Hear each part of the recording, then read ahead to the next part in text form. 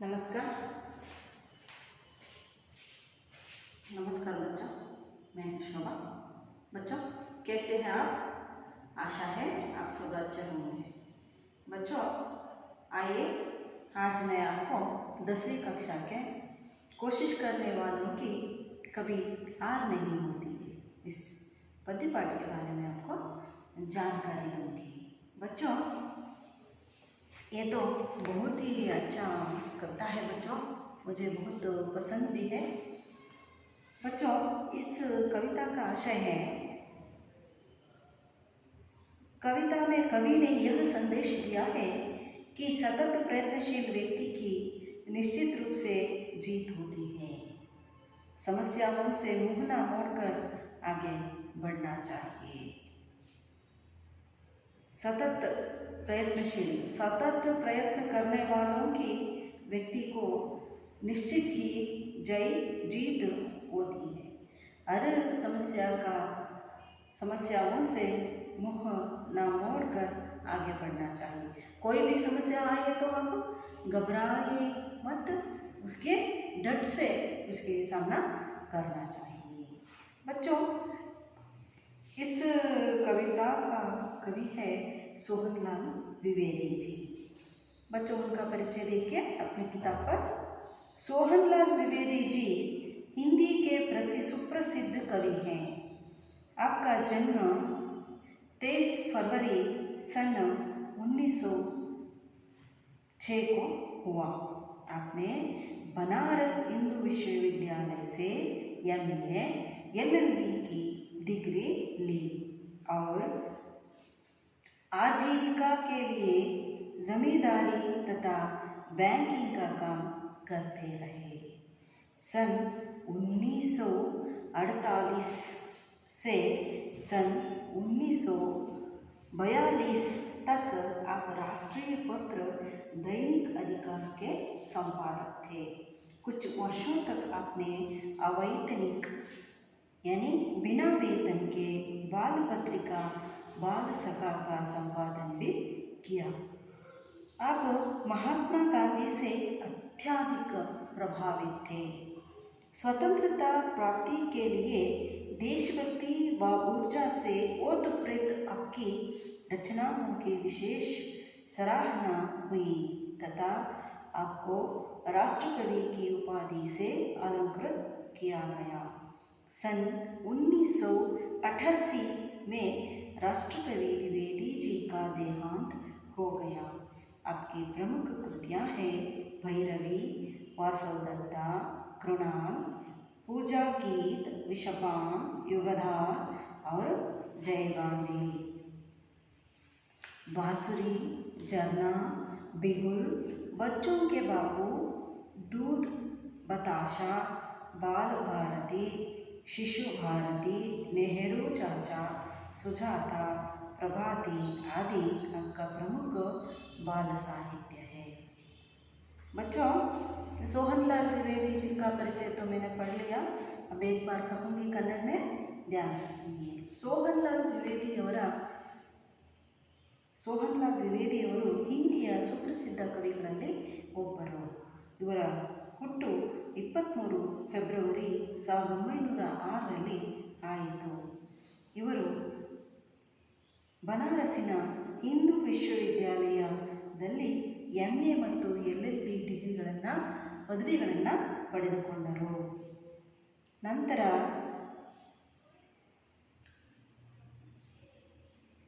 ಇವರು ಒಂದು ಉದ್ಯೋಗ ಅಂತ ಕೃಷಿಯನ್ನು ಒಪ್ಪಿಕೊಂಡರು.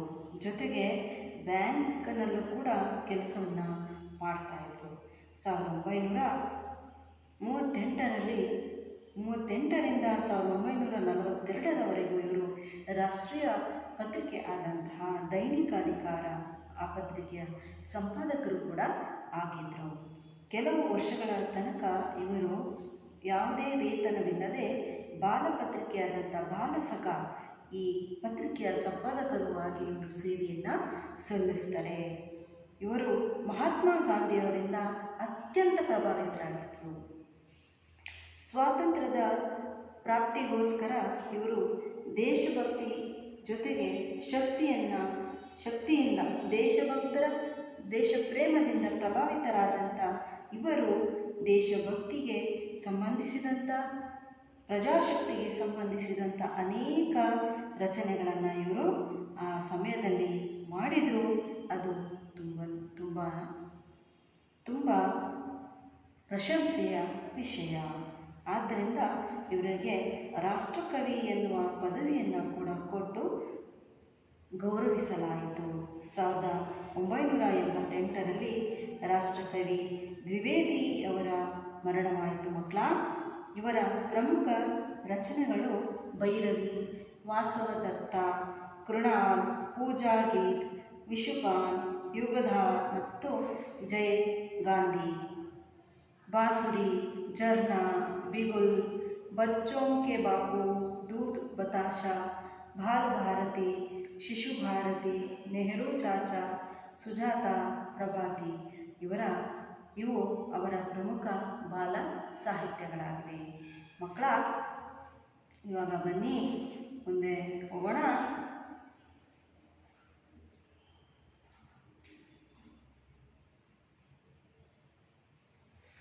कोशिश करने वालों की हार नहीं होती.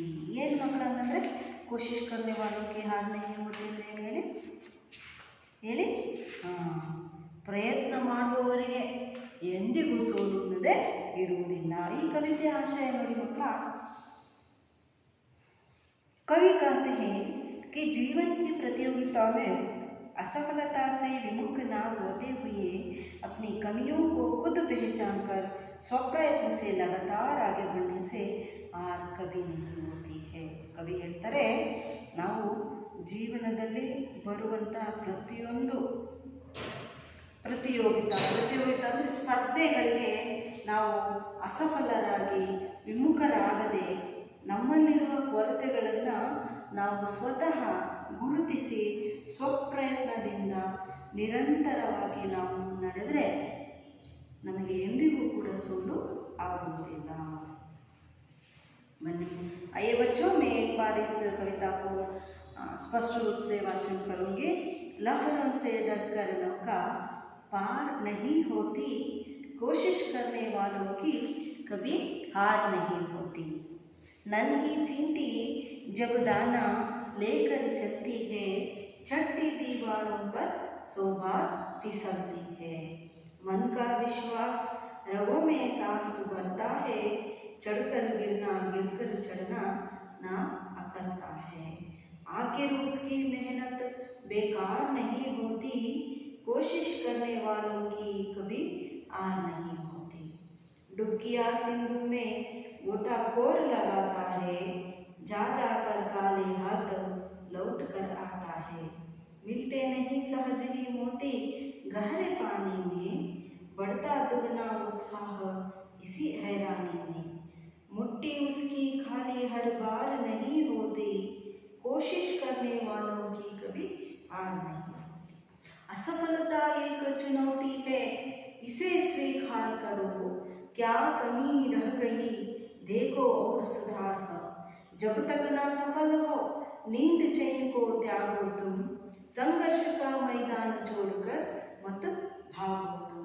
कुछ किए बिना ही जय जयकार नहीं होती, कोशिश करने वालों की कभी हार नहीं होती. बच्चों, इस कविता का अर्थ मैं सरल वाक्यों में बताऊंगी. अब ध्यान से सुनिए, अपने नोट में भी लिख लीजिए. लहरों से डरकर नौका पार नहीं होती. बच्चों, यहाँ पर मैं एक काम आपको भूल गई. देखो बच्चों, मैंने लहर का अर्थ है तरंग, मेहनत. लहर का अर्थ है तरंग. लहर का अर्थ क्या है? तरंग. नौका का अर्थ है नाव. कोशिश का अर्थ है प्रयास. और का अर्थ है पराजय. नन्ही छोटी, दाना धान्य, दीवार भित्ति. विश्वास का अर्थ है भरोसा. रग नस. साहस धैर्य. अकरना बुरा लगना. मेहनत का अर्थ है परिश्रम. बेकार व्यर्थ. सिंधु का अर्थ है सागर. गोता चुनौती का अर्थ है दावा, कमी का अर्थ है अभाव, चैन का अर्थ है आराम, संघर्ष का अर्थ है टक्कर। ಮಕ್ಕಳ ನಾನು ಪಟ ಪಟ ಪಟ ಪಟ ಹೇಳಿಬಿಟ್ಟೆ, ಹಿಂದಿಯಲ್ಲಿ ಓದ್ಬಿಟ್ಟೆ, ನಿಮ್ಗೇನು ಅರ್ಥ ಆಗಿಲ್ಲ ಅನ್ಸುತ್ತೆ. ಒಮ್ಮೆ ಹೇಳ್ತೀನಿ ನೋಡಿ ಶಬ್ದಾರ್ಥ.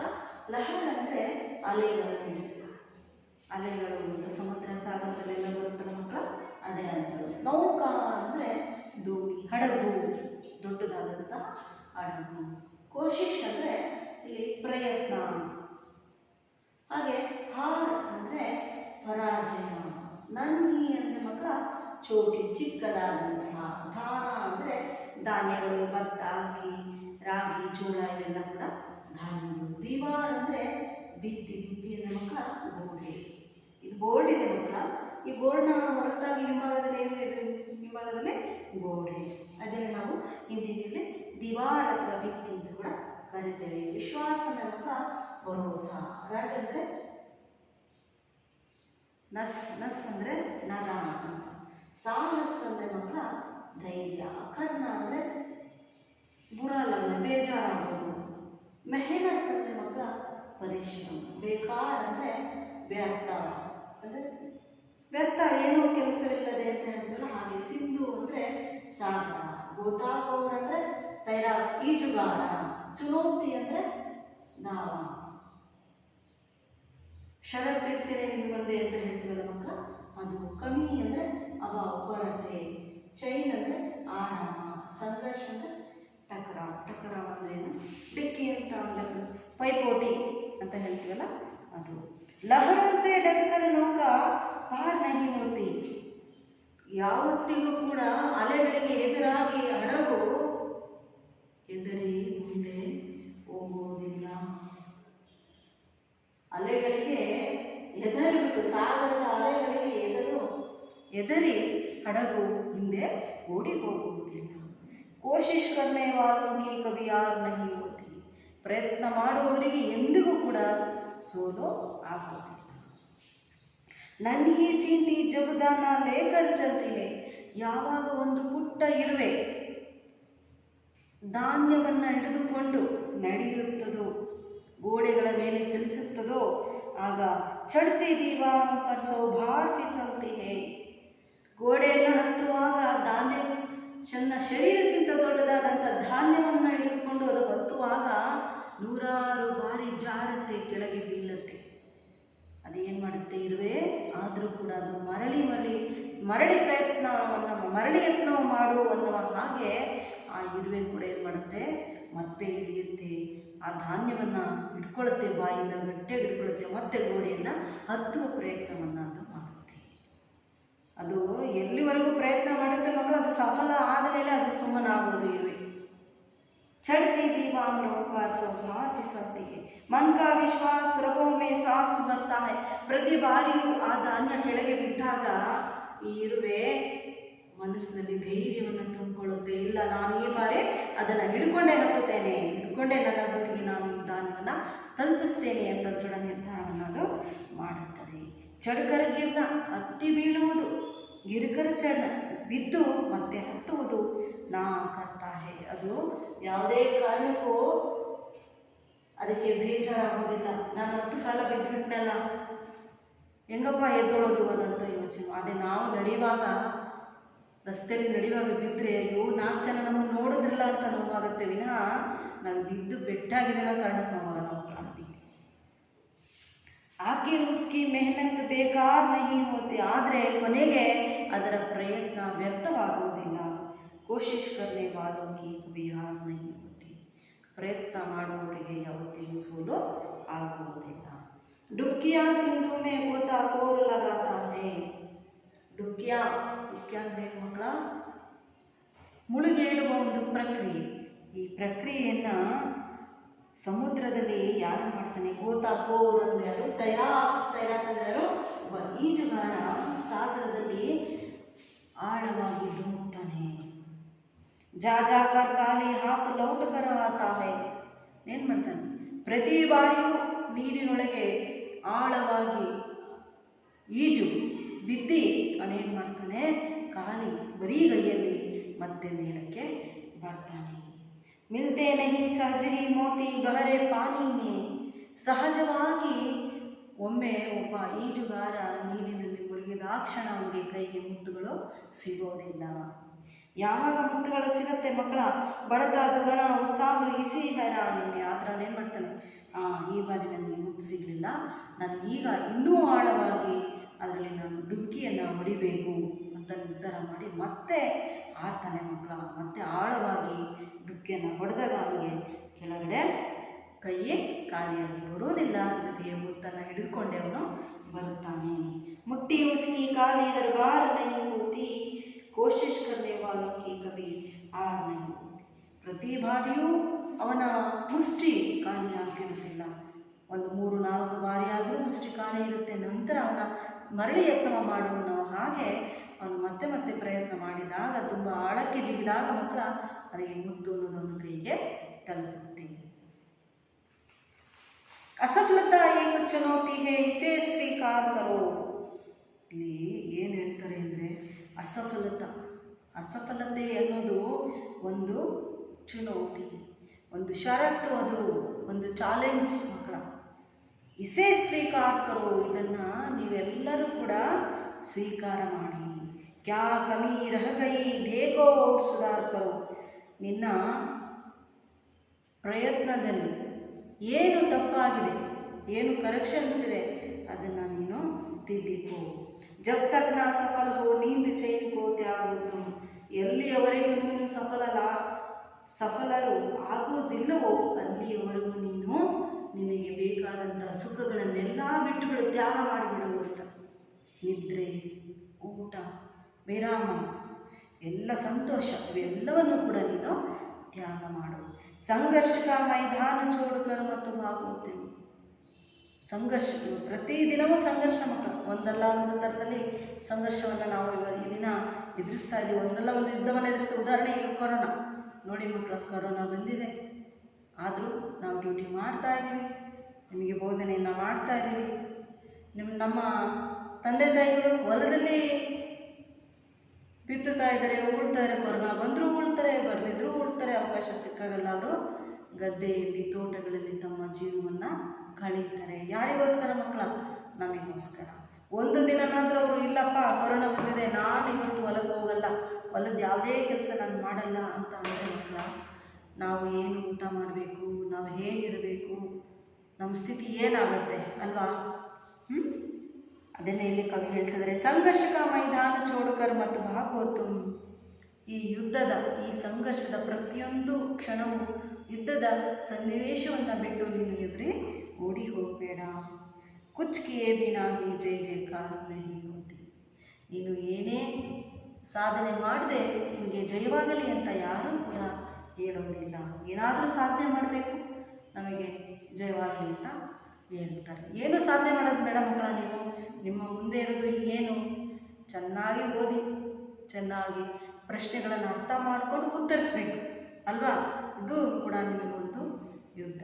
ಪರೀಕ್ಷೆಯನ್ನು ನಾವು ಒಂದು ಹಬ್ಬ ಅಂತ ತಗೊಂಡು ಮನೇಲಿ, ನಾಳೆ ಹಬ್ಬ ಅಂತಂದರೆ ಇವತ್ತು ನಾವು ಎಷ್ಟೊಂದು ಪ್ರಿಪ್ರೇಷನ್ ಮಾಡ್ಕೊತೀವಲ್ವ, ಹಬ್ಬಕ್ಕೆ ಸಿದ್ಧತೆಯನ್ನು ಮಾಡ್ಕೊತೀವಿ, ಅಡುಗೆದು ಮಾಡ್ಕೊತೀವಿ, ಬಟ್ಟೆದು ಮಾಡ್ಕೊತೀವಿ, ಹೂವಿಂದ ಕೂಡ ಮಾಡ್ಕೊತೀವಿ, ದೇವ್ರ ಪೂಜೆ ಅಲಂಕಾರ ಮಾಡ್ಕೊತೀವಿ. ಪ್ರತಿಯೊಂದ್ರ ಬಗ್ಗೆ ಏನೇನು ಬೇಕು, ಏನೇನು ಬೇಡ ಎಲ್ಲವನ್ನು ಹೇಗೆ ಮಾಡ್ಕೊತೀವೋ ಪರೀಕ್ಷೆಗೂ ನಾವು ಅದೇ ರೀತಿಯಾಗಿ ಸಿದ್ಧರಾಗಬೇಕು ಅಲ್ವ ಮಕ್ಕಳ? ನೀವು ಅಷ್ಟೇ. ಇವತ್ತು ನಾಳೆ ತರಗತಿಯಲ್ಲಿ ಸರ್ ಬರ್ತಾರೆ, ಪಾಠ ಮಾಡ್ತಾರೆ, ಅವ್ರು ಯಾವ ಪಾಠ ಮಾಡ್ಬೋದು, ನಾನು ಇವತ್ತು ಇದನ್ನು ಓದ್ಕೊಂಡು ಹೋಗಿದ್ದರೆ, ನೀವು ಮುಂಚೆನೇ ಅರ್ಲಿಯಾಗಿ ಓದ್ಕೊಂಡು ಹೋಗಿದ್ರೆ ಏನಾಗುತ್ತೆ, ಪಾಠವನ್ನು ಅಥವಾ ಪದ್ಯವನ್ನು ಓದ್ಕೊಂಡ್ರೆ ಏನಾಗುತ್ತೆ, ನಿಮಗೆ ಗೊತ್ತಿಲ್ಲದ ಶಬ್ದಗಳನ್ನು, ನೀವು ವಾಕ್ಯಗಳನ್ನು ಅಂಡರ್ಲೈನ್ ಮಾಡ್ಕೊಂಡು ಹೋದರೆ ಅಲ್ಲಿ ಸರ್ ತರಗತಿಯಲ್ಲಿ ಬೋಧನೆ ಮಾಡುವಾಗ ನೀವು ಕೇಳ್ಬೋದಲ್ವ, ಸರಿ ಈ ಸಾಲು ನನಗೆ ಅರ್ಥ ಆಗಿಲ್ಲ, ಇದನ್ನೇ ಹೇಳಿ ಸರ್ ಅಂತಂದರೆ ಅವ್ರು ಹೇಳ್ತಾರೆ, ನಿಮ್ಗೆ ಇನ್ನೂ ಚೆನ್ನಾಗಿ ಮನವರಿಕೆ ಆಗುತ್ತೆ. ಇಲ್ಲ ಅದನ್ನೇ ಹೇಳ್ತಾರೆ, ಕುಚ್ಕಿಯೇ ಬಿನಾ, ಏನೂ ಪ್ರಯತ್ನ ಮಾಡಿದೆ ಯಾರೂ ನಿನಗೆ ಜಯಕಾರವನ್ನು ಹಾಕೋದಿಲ್ಲ. ಕೋಶಿಶ್ ಕರ್ನೆ ವಾಲೋಂ ಕಿ ಕಭಿ ಹಾರ್ ನಹಿ ಹೋತಿ. ಪ್ರಯತ್ನ ಮಾಡುವವರಿಗೆ ಯಾವತ್ತೂ ಸೋಲೆ ಇರುವುದಿಲ್ಲ ಅಂತ ಹೇಳ್ತಾರೆ. बच्चों, इस कविता को मैं 2 पंक्तियाँ राग से गाऊंगे. लहरों से डर कर नौका पार नहीं होती, लहरों से डर कर नौका पार नहीं होती, कोशिश करने वालों की कभी हार नहीं होती, कोशिश करने वालों की कभी हार नहीं होती। ಮಕ್ಕಳ ಈ ರೀತಿಯಾಗಿ ಈ ಪದ್ಯವನ್ನು ನೀವು ಕಂಠಪಾಠ ಮಾಡಬೇಕು. ಯಾವ್ಯಾವುದು ಸಾಲುಗಳನ್ನು ಕಂಠಪಾಠ ಮಾಡಬೇಕು ಅಂದರೆ ನೀವು असफलता एक चुनौती है इसे स्वीकार करो, क्या कमी रह गई देखो और सुधार करो, जब तक ना सफल हो नींद चैन को त्यागो तुम, संघर्ष का मैदान छोड़कर मत भागो तुम, कुछ किए बिना ही जय जयकार नहीं होती, कोशिश करने वालों की कभी हार नहीं होती. ಇದೇನು 6 ಸಾಲುಗಳು ಬರುತ್ತೋ ಮಕ್ಕಳ, ಈ 6 ಸಾಲುಗಳನ್ನು ನೀವು ಕಂಠಪಾಠ ಮಾಡಬೇಕಾಗುತ್ತೆ. ಈ ಕಂಠಪಾಠ ಮಾಡಿದ್ದೆ ಆದರೆ ನಿಮಗೆ ಪರೀಕ್ಷೆಯಲ್ಲಿ 4 ಅಂಕ, ಮುಂದಿನ ವರ್ಷ 4 ಅಂಕ, 2021ರ ವಾರ್ಷಿಕ ಪರೀಕ್ಷೆಯಲ್ಲಿ ನಿಮಗೆ 4 ಅಂಕಗಳು ಲಭಿಸುತ್ತೆ. 2022ರಲ್ಲಿ 4 ಅಂಕಗಳು ಲಭಿಸುತ್ತೆ.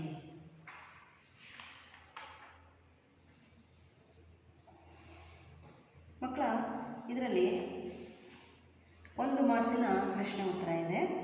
ಇದನ್ನು ನೀವು ಗೃಹ ಕಾರ್ಯಕ್ಕೆ ಬರ್ಕೊಂಡು ಬನ್ನಿ. ಮೊದಲನೇ ಪ್ರಶ್ನೆ ಮಕ್ಕಳ, ಕಿಸಿಸೆ ಡರ್ಕರ್ ನೌಕಾ ಪಾರ್ ನಹಿ ಹೋತಿ, ಯಾರಿಗೆ ಎದುರಾಗಿ ಹಡಗು ಮುಂದಕ್ಕೆ ಚಲಿಸೋದಿಲ್ಲ.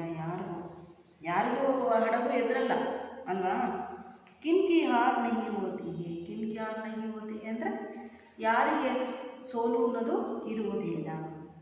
ದಾನ ಲೇಕರ್ ಕೌನ್ ಚಲ್ತಿ ಹೇ, ಮೂರನೇ ಪ್ರಶ್ನೆ. ದಾನ ಲೇಕರ್ ಕಾಳುಗಳನ್ನು ಹಿಡಿದುಕೊಂಡು ಯಾರು ಚಲಿಸ್ತಾರೆ. ಗೃಹ ಕಾರ್ಯ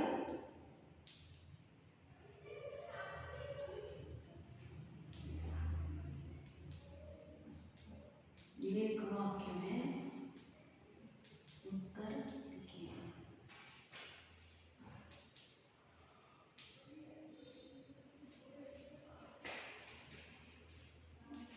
ಒಂದನೇ ಪ್ರಶ್ನೆ, किससे डरकर, किससे डरकर नौका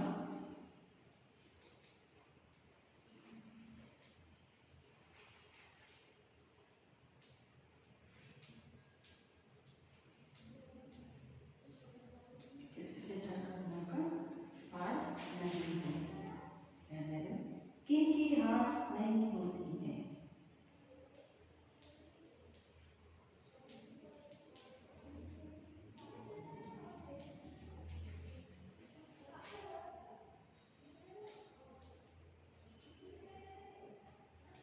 किनकी हार नहीं होती है. तीसरा,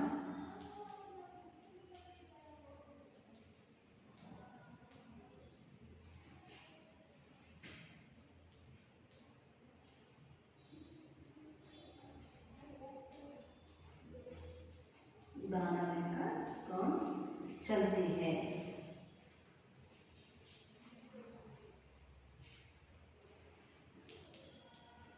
चींटी कहाँ चलती है.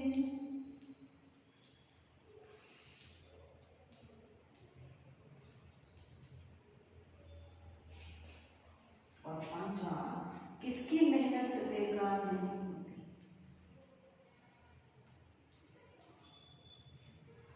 किसकी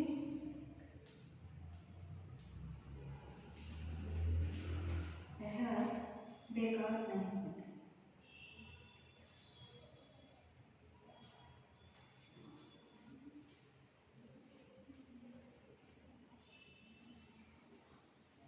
बच्चों, ये है प्रश्न. एक बार पढ़ूंगी, आपको ध्यान से देखिए. देखिए बच्चों शॉपट पर.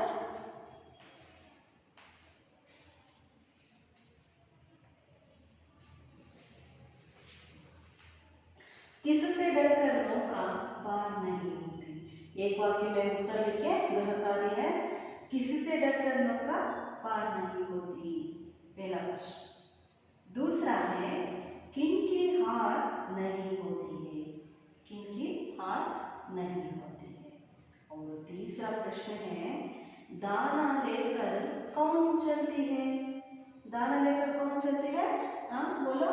हाँ सही, कौन? चींटी। दाना लेकर चींटी चलती है। और चौथा प्रश्न है, चींटी कहाँ चलती है? चींटी कहाँ चलती है? और पांचवा, किसकी मेहनत बेकार नहीं होती? किसकी मेहनत बेकार नहीं होती? और बच्चों और भी 5 प्रश्नों का अब छठवां भी है, सागर में डुबकियां कौन लगाता है?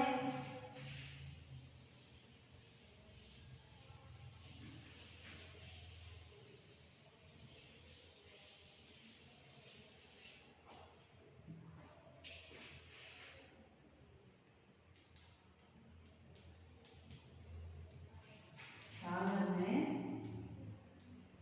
डुबकियां कौन लगाता है?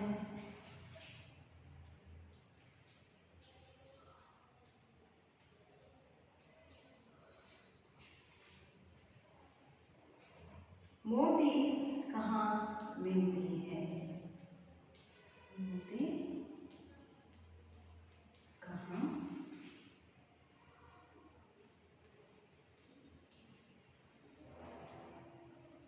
मिलती है? मिलता है। आठवां, किसकी मोती काली नहीं होती?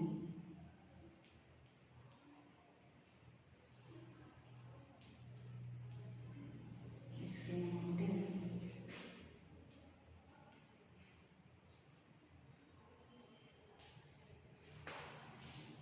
काली नहीं होती?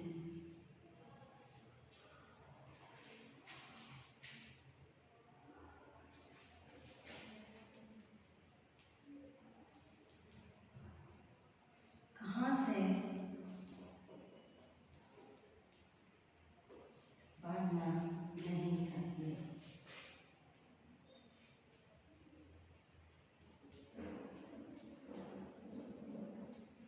कहाँ से बढ़ना नहीं चाहिए? कुछ किए बिना ही क्या नहीं होती है?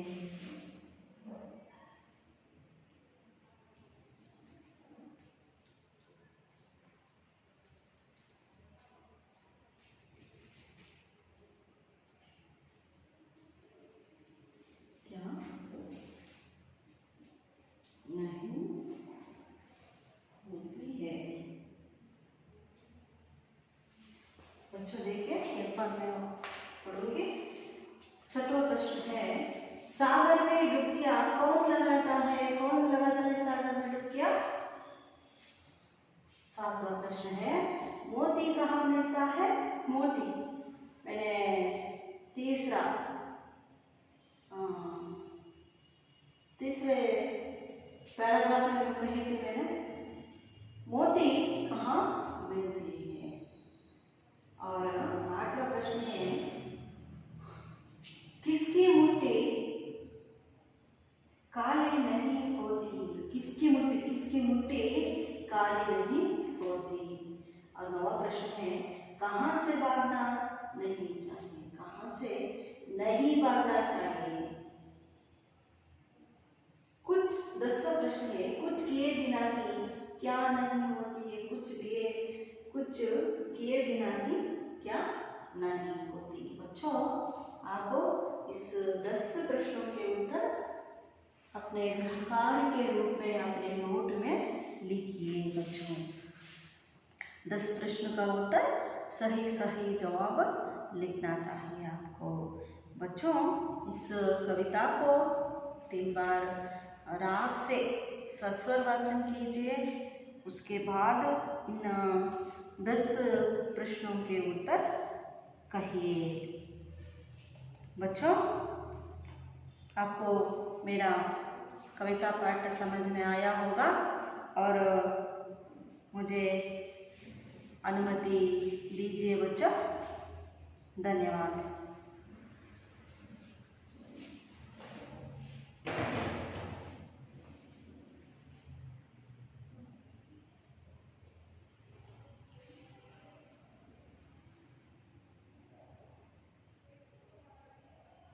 बच्चों